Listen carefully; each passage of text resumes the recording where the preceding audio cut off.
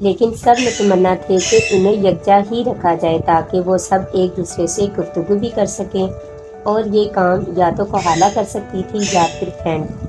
اور اگر ان دو افراد کی بات کی جائے جن میں سے ایک مونٹا تھا اور دوسری مشل، تو ابھی یہ اس کیفیت میں نہیں تھے کہ یہاں کے حالات سمجھ کر اس کے بارے میں کچھ کر سکیں۔ ہاں، کوہالا ان لوگوں کی صحیح رہنمائی کر سکتی تھی کیونکہ وہ اس شہر کی واقف کار تھی، لیکن اب اس بات کا انتظار تھا کہ انہیں کسی بہتر جگہ قیام کرایا جائے تاکہ وہ آگے کے حالات جاننے کے لیے غور کر سکیں۔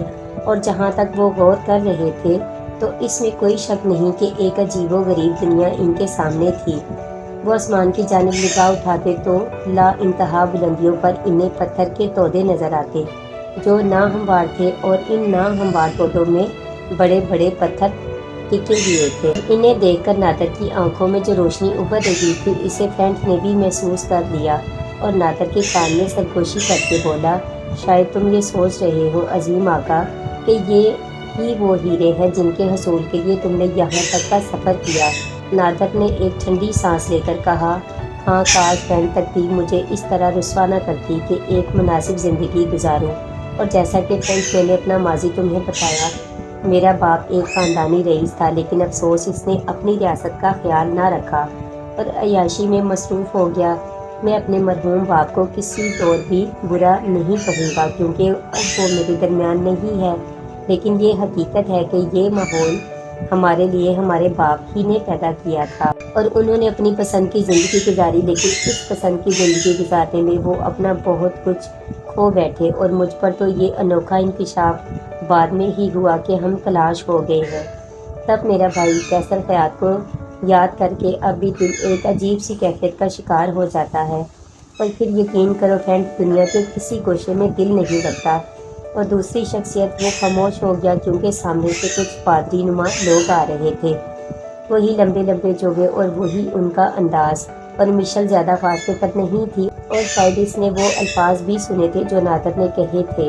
پھر انہیں جس جگہ لے جایا گیا وہ پتھروں کے درمیان بنی ہوئی تھی، اور اس دوران انہوں نے راستہ طے کرتے ہوئے اس شہر کا جائزہ بھی لیا تھا۔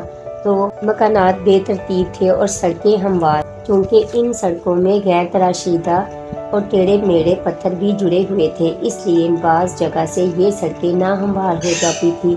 گھروں کو باغیچے ایک دوسرے سے الگ کرتے تھے، اور یہاں عجیب و غریب رنگت کے پھول تھے جو ذرا اوپر کی دنیا سے مختلف، اور یہ احساس ہی بڑا عجیب تھا کہ وہ زمین کے دوسرے پرت میں سفر کر رہے ہیں، یعنی پاتال کی گہرائیوں میں، اور وہ بلند پہاڑ جو چھت کی شکل میں نظر آ رہے تھے بس اس لیے عجیب و غریب تھا کہ ان میں روشنی کے مرکز جڑے ہوئے ہیں۔ اور یہ بات بالکل سمجھ میں نہیں آتی تھی، جیسا کہ پچھلے واقعات میں بتایا گیا کہ کم از کم اور کچھ نہیں تو یہاں کا طرز زندگی افریقہ کے ان پر اسرار گوشوں سے مختلف تھا۔ جہاں تہذیب کی ناہمواری تھی، یہاں ایک ترتیب نظر آتی تھی، اور ایسا محسوس ہوتا تھا جیسے یہاں کے رہنے والے کچھ تہذیب یافتہ ہوں، لیکن بہرحال ان کی تہذیب بلندی کی تہذیب سے بالکل مختلف تھی۔ وہ جوار میں دکانوں جیسی چیزیں بھی بنی ہوئی تھیں جن میں نہ جانے خرید و فروخت کا کیا ذریعہ ہوگا۔ ڈھلان چڑھتے وقت وہ ایک بازار سے گزرے اور شاید یہاں باقاعدہ اشیاء کی تجارت ہوتی تھی، لیکن نہ جانے کیسی اشیاء اور ان کی تجارت کس طرح ہوتی تھی۔ بہرحال وہ لوگ دوسری چیزوں کا مطالعہ کرتے رہے، اور نادر نے فرینڈ کو مخاطب کیا، تو دیکھ رہا ہے فرینڈ؟ ہاں عظیم آقا، دیکھ رہا ہوں۔ اپنی آواز آہستہ رکھ، جب تو مجھے آقا کہتا ہے تو مجھے خوف محسوس ہوتا ہے کہ سننے والے کہیں اس عجیب بات کو محسوس نہ کریں، اور شاید تجھے یاد نہ رہے کہ تو دیکھتا ہے عظیم آقا، میں سرگوشی میں بات کر رہا ہوں، اور تمہیں اس کے لیے فکر مند نہیں ہونا چاہیے۔ ویسے تم مجھے کیا دکھا رہے تھے؟ اس زمین کی دوسری تہہ میں آباد قوم کے بارے میں تو کیا کہتا ہے؟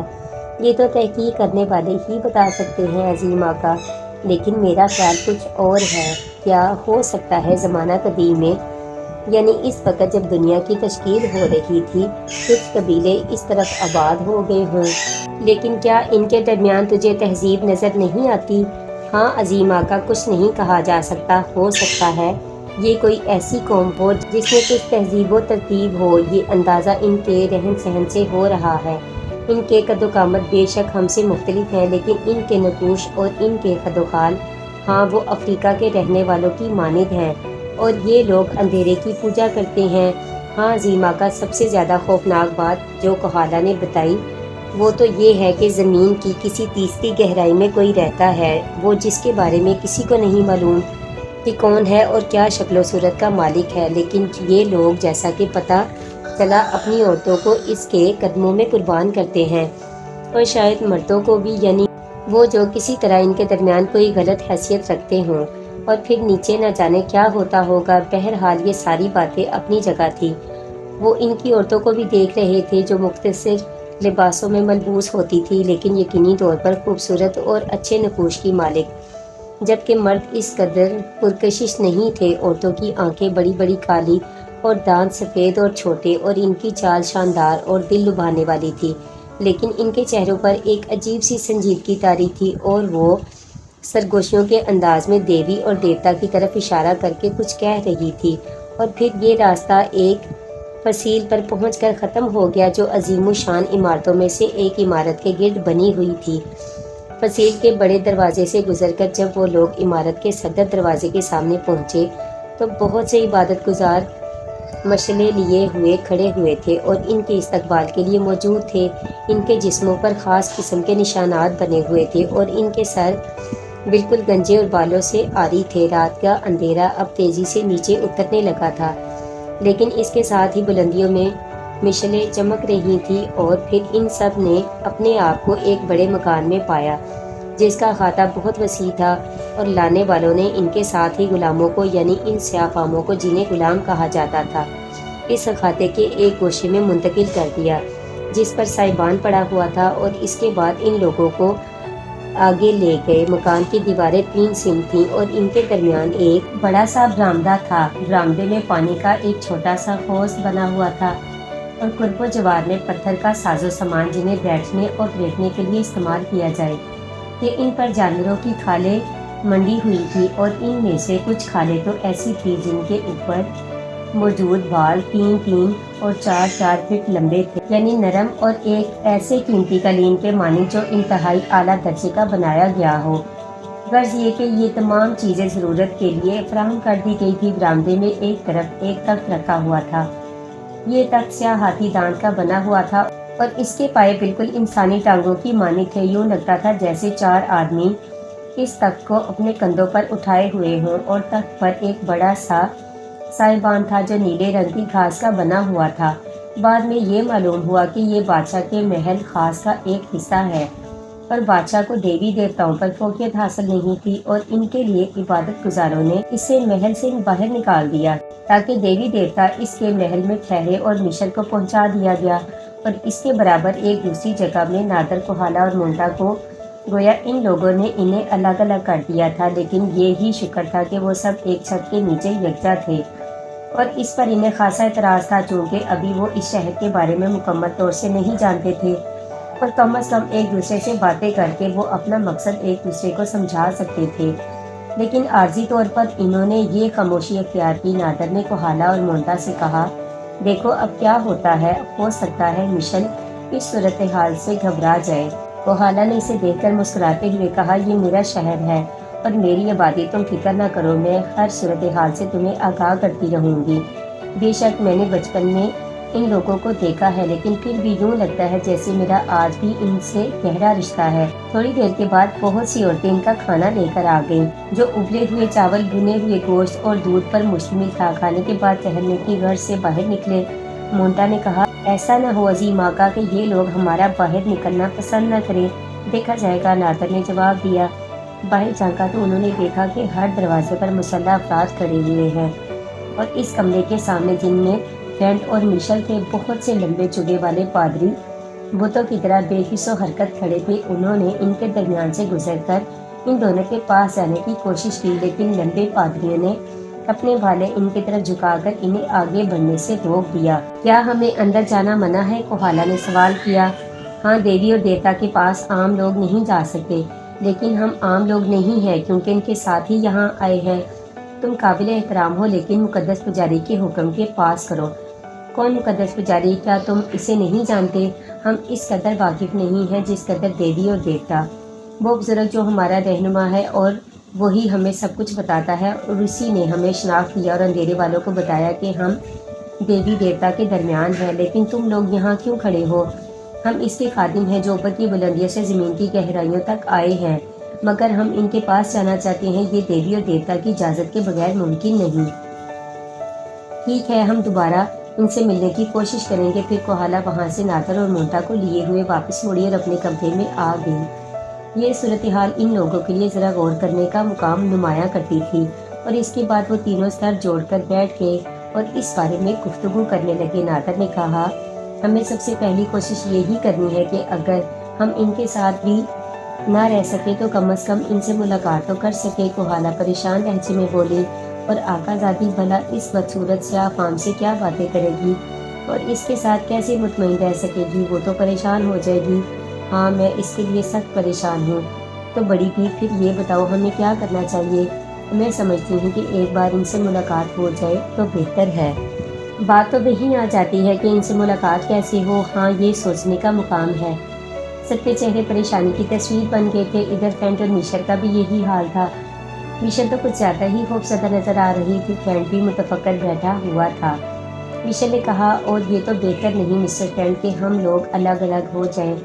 مسٹر نادر، کوہالا اور مونٹا اگر ہمارے ساتھ ہی ہوتے تو کیا ہی اچھا ہوتا۔ فینٹ نے پرخیال لہجے میں کہا، آقا زادی یہ شاید ممکن نہ ہو سکے، اور میں کیا کہوں اپنے بارے میں؟ مجھ جیسا بدصورت بد شکل جسے آپ نے عزت کا مقام دے کر مسٹر فینٹ کے نام سے پکارا، در حقیقت یہاں جو بنا دیا گیا ہے نہ تو وہ مجھے پسند ہے اور نہ ہی میں اس کا اہل ہوں۔ بہتر تو یہ ہوتا کہ عظیم آقا جو خوبصورت جسم اور خوبصورت چہرے کے مالک ہیں اس منصب کے اہل قرار پاتے، اور آپ کے ساتھ در حقیقت وہی ایک دیوتا کی حالت میں بہتر نظر یہ اہل قرار پاتے، اور آپ کے ساتھ در حقیقت وہی ایک دیوتا کی حالت میں بہتر نظر آتے۔ مگر یہ بے عقل لوگ ایک معمولی سے شخص کو جس کی کوئی عزت کوئی مقام نہیں۔ فینٹ نے ابھی اتنا ہی کہا تھا کہ مشل نے آگے بڑھ کر اس کی کلائی پر ہاتھ رکھ دیا اور بولی، اس کے بعد تم اپنے آپ کو اس نام سے مخاطب نہ کرنا، سمجھ رہے ہو نا؟ تم بس ایک بار ایسا ہوتا کہ ہم لوگ مل بیٹھتے اور یہ طے کر لیتے کہ ہمیں کیا۔ ویسے میں غیر مطمئن نہیں ہوں، بس ذرا یہاں کے حالات دل پر خوف طاری کرتے ہیں، اور نہ جانے آگے کیا ہوگا۔ یہ سمجھ میں آنے والی بات نہیں ہے۔ ویسے تمہارا مالک یا تمہارا دوست نہ جانے کس حال میں ہوگا، تاہم وہ ایک عظیم انسان ہے۔ دیکھو کیا ہوتا ہے۔ اور پھر یوں ہوا کہ کچھ پجاری جو سیاہ جوگے پہنے ہوئے تھے اپنے ہاتھوں میں پوجا کے پھول لیے ہوئے ان کے سامنے پہنچے اور ان دونوں کے قدموں میں یہ پھول سجانے لگے تو فینٹ نے ایک ٹھوکر سے پھولوں کا ڈھیر دور اور کرخت لہجے میں بولا، بے وقوفو، میری پوجا، میری عبادت کرنے والا وہ سفید چہرے والا آدمی اور اس کے ساتھ بوڑھی عورت اور بوڑھی عورت کے ساتھ وہ بوڑھا مرد، اور اس سے پہلے کبھی کسی اور نے میری پوجا نہیں کی، تو یہ پھول اٹھاؤ یہاں سے، اور ہم اس وقت تک کسی سے عبادت قبول نہیں کریں گے جب تک کہ ہمارے قدموں میں پھول چڑھانے والے ہمارے سامنے نہ ہوں۔ اور پجاری خوف سے کانپ اٹھے اور انہوں نے گردنیں خم کی۔ ایک پجاری نے دوسرے سے کہا، پھول اٹھا لو اور مقدس کال کو اس بارے میں اطلاع دو اور اسے کہو کہ دیوتا کیا چاہتا ہے۔ انہوں نے پھول سمیٹے اور یہ ایک نیا نام ان کے علم میں آیا تو وہ باہر نکل گئے۔ جب وہ باہر نکلے تو پہلی بار میشل نے مسکراتے ہوئے کئی بار مسٹر نادر نے کہا کہ فینٹ تم ایک ذہین آدمی ہو، اور ایسے موقعوں پر جب دوسروں کی کوئی رائے تم پر مسلط نہیں ہوتی تو تم بہترین فیصلے کرتے ہو، اور ایسا ہی سفید بھیڑیے کرال نے کیا، اور اس وقت بھی تمہاری ذہانت صاف ظاہر ہے۔ بس میں خادموں کا خادم ہوں آقا زادی، میں نے بھی مہذب دنیا میں پرورش پائی ہے اور تھوڑا تھوڑا وہاں کے رسم و رواج کو سیکھ لیا ہے، بس یہی کچھ باتیں کام آ جاتی ہیں، ورنہ بدصورت فینٹ، مجھے تم سے اختلاف ہے فینٹ، بار بار تم اپنے آپ کو بدصورت کہتے ہو اور مجھے آقا زادی۔ بھلا میں تمہاری آقا زادی کہاں سے ہوگی؟ فینٹ نے مسکراتے ہوئے گردن خم کر لی، پھر آہستہ سے بولا، مجھے اس میں سکون ملتا ہے۔ میشل کی آنکھوں میں عجیب سی کیفیت لہرانے لگی، لیکن پھر اس کی مہکیت کا طلسم اس وقت ٹوٹ گیا جب وہی مقدس پجاری ہاتھوں میں پھولوں کی تھالیاں لیے ہوئے اندر داخل ہوئے اور ان کے ساتھ نادر، کوہالا اور مونٹا اندر آ گئے تو فینٹ نے کہا، اور پجاریوں تم واپس جاؤ اور انہیں ہماری پوجا کرنے دو۔ پجاری باہر نکل گئے اور نادر نے گردن ہلاتے ہوئے کہا، بہت خوب کیا تو نے فینٹ، اور مجھے امید یہی تھی، واقعی تجھ سے کمال کر دیا، لیکن ایسا کیسے ہوا؟ جواب میں فرینڈ نے دروازے کی طرف اشارہ کر کے کہا دروازہ تو بند کر دو، اور نادر ہنس پڑا، پھر بولا تو کیا تیرے خیال میں یہ لوگ انگریزی جانتے ہوں گے؟ تھی نا موئی عقل والی بات، یوں سب لوگ ہنس پڑے تھے۔ کوہالا اور مونٹا نے پھول فرینڈ کے قدموں میں سجانے شروع کر دیے، اور نادر نے بھی، تو فرینڈ ہنس کر بولا کیا ہی عمدہ موقع ملا ہے مجھے، لیکن میرے دوست، میرے سب سے پیارے آقا، مجھے معاف کر دینا کہ تجھے ایسا کام کرنا پڑ رہا ہے، اور ایک ایک پھول میرے سامنے رکھو تاکہ ہمارے درمیان گفتگو ہو سکے۔ اب سوال یہ پیدا ہوتا ہے کہ کرنا کیا ہے؟ ہاں، میں تجھ سے یہ باتیں کرنے کے لیے بے چین تھا فرینڈ۔ پہلا کام تو یہ کہ اگر ممکن ہو سکے تو ان لوگوں سے یہ کہہ کر ہم عقیدت مندوں کو تیرے قدموں میں ہی رہنے دیا جائے، اور اس طرح یوں ہوگا کہ ہم آپس میں بات کر سکیں گے۔ تمہاری عقل بڑی ہے عظیم آقا، لیکن میری مانو تو ایسا نہ کریں۔ اگر ہم سب ایک جگہ جمع ہو گئے تو ان بیچارے سیاہ فاموں کا کون خیال رکھے گا جو ہمارے ساتھ آئے ہیں؟ بلکہ اس کے برعکس یوں کیا جائے کہ ان لوگوں کے رسم و رواج کے مطابق تمہاری ہر خدمت سونپی جائے، یعنی وہ جو ان کے لیے ممکن ہو۔ نادر نے کہا تو ٹھیک کہتا ہے فرینڈ، اور میں تیری عقل کو بڑا مانتا ہوں، خاص طور سے یہاں کرنے کے بعد تو نے ثابت کر دیا کہ ہم سے عظیم ہے آقا، مجھے شرمندہ کر رہے ہو۔ بہرحال تم ان لوگوں کا بھی خیال رکھو، اور پھر جب پجاری اندر آئے تو یہ بات فرینڈ نے ان سے کہی، سنو، کال سے کہو کہ پوجا کے جتنے پھول ہم پر چڑھائے جائیں ان کی ذمہ دار ان لوگوں کو قرار دیا جائے، اور انہیں وقفے وقفے سے ہمارے پاس بھیجا جائے کہ ہم اپنی ضرورتیں انہی سے بیان کرتے ہیں۔ تب ان میں سے ایک شخص نے کہا ٹھیک ہے، کال نے اس کی اجازت دی ہے اور ایسا مناسب ہے۔ دوسری بار جن لوگوں نے ہماری خدمت کی اور جو ہمیں یہاں تک لائے، ان کی عزت اور بڑا مقام حاصل ہے، اور انہیں کوئی تکلیف نہ ہونے دی جائے۔ ایسا ہی ہوگا مقدس دیوتا، ایسا ہی ہوگا جو تو نے کہا۔ اور پھر وہ لوگ چلے گئے اور ساتھ میں نادر، اس کے ساتھ کوہالا اور مونٹا بھی۔ تو مشن نے کہا اور اب کچھ سکون حاصل ہوا۔ پھر یہ رات گزر گئی اور دوسرے دن پھر ان لوگوں کی ملاقات ہوئی، جس میں نادر نے بتایا کہ کالے غلام بہت خوش ہیں اور ان کی خوب قدر متعارف کی جا رہی ہے، ہر طرح کی اشیاء ان کے پاس موجود ہیں۔ تب اسی شام کال نے ان سے ملاقات کی اور اس نے عجیب و غریب رسومات کے بعد جو فرینڈ کے اور مشر کے قدموں میں بیٹھ کر ادا کی گئی تھی، کہا کل تجھے تیسرا دن ہوگا مقدس دام اور یہ عظیم سوالہ، کیا یہ تم دونوں کے نام ہیں؟ اور یہ نام ہمیں در حقیقت بڑے پجاری جن کا نام ہومان ہے بھیجے ہیں، اور کہا ہے کہ نئے دیوی دیوتا آسمانوں میں اسی نام سے پکارے جاتے ہیں، سو انہیں یہی نام دیا جائے۔ کل ہم جشن کا دن منا رہے ہیں اور شام کو پجاری اور پجار میں تمہیں اس جشن میں شرکت کے لیے سوارنے پہنچ جائیں گے، اور معزز دیوتا اور وہ جو دیوتا کے ساتھ آسمانوں سے زمین تک پہنچی ہیں، تم اس کے لیے تیار رہنا۔ اور یہ سب کچھ کہنے کے بعد ان لوگوں نے ان کے سامنے دوزانوں ہو کر سجدے کیے اور اس کے بعد یہاں سے باہر نکل گئے۔ اب تک جو کچھ ہوتا رہا تھا وہ ایک خواب کی مانند تھا، اور سبھی کے دلوں میں نہ جانے کیسے کیسے تاثرات تھے۔ کبھی کبھی نادر اس بات پر شرمندہ ہو جاتا تھا کہ اس کی اپنی ایک ذات کی تسکین کے لیے کیسے کیسے لوگوں کو مشکلات کا شکار ہونا پڑ رہا ہے۔ اگر یوں ہوتا تو کیا برا رہتا کہ نادر بھی ان کوششوں میں ناکام رہ کر اپنے بھائی کی طرح زندگی سے نجات حاصل کر لیتا، اور اس طرح موت کے بعد تو خود بخود ساری کہانیاں ختم ہو جاتی۔ لیکن تقدیر ایک کے بعد ایک فیصلے کرتی رہی تھی، اور نادر ان فیصلوں کا شکار ہوتا جا رہا تھا، یہاں تک کہ وہ اس وحشت ناک جگہ پہنچ گئے تھے جہاں رہتے تو انسان ہی تھے، لیکن یہ کون سی دنیا کے انسان تھے؟ یہ بات محضر دنیا کے رہنے والوں نے کبھی خواب میں بھی نہیں سوچی ہوگی۔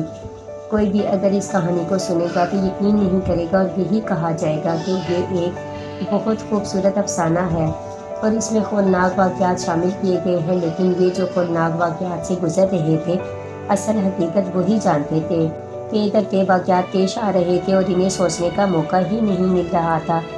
پھر سردار الہا ان کے پاس پہنچا۔ یہ ایک نیاز مند آدمی تھا، ویسے بھی جوان آدمی تھا، اور دوسروں کی نسبت اس کے چہرے پر نرمی نظر آتی تھی، اور اس نے اصولوں کے مطابق ان لوگوں کا احترام کیا اور پھر کہا، عظیم دیوتا مقدس زام اور دیوی شہوان، میں تیرا غلام تجھ پر اپنی اطاعت ظاہر کرنے آیا ہوں، اور کبھی ایسا نہ ہوگا کہ میرا سر تیرے سامنے اٹھے، اور میں تیرے قدموں میں ہمیشہ سر جھکائے رہوں گا، اور تو حکم دے گی تو میں اپنی سرداری کا تاج اپنے سر پر رکھوں گا، ورنہ جب بھی تیرا حکم ہوگا میں اسے اتار کر کسی اور کے حوالے کر دوں گا۔ مقدس دیوی اور مقدس دیوتا، میں یہی عرض کرنے کے لیے تیرے پاس حاضر ہوا تھا کہ اگر وقت کوئی ایسی بات تیرے کانوں تک پہنچائے جو میرے خلاف ہو تو کم از کم میری اس اطاعت کو ذہن میں رکھنا، اور میرے لیے کوئی ایسا حکم نہ دینا جو میری زندگی کا چراغ گل کر دے۔ کہ میں نے ابھی اپنی زندگی کو بہت کم دیکھا ہے، بس یہی کہنے کے لیے میں حاضر ہوا تھا، اور جس طرح وہ آیا تھا اسی طرح چلا گیا، لیکن نہ تو فرینڈ اور نہ ہی مشل اس کی بات سمجھ سکے تھے، یہاں تک کہ نادر کی سمجھ میں بھی کچھ نہیں آیا تھا، اور وہ بھی حیران تھا، اور اس کے ساتھ کوہالا اور مونٹا بھی، اور وہ اس صورتحال کو جاننے کی فکر میں سرگردہ تھے کہ اصل واقعہ کیا ہے، اور یہ بتا دیا گیا تھا کہ انہیں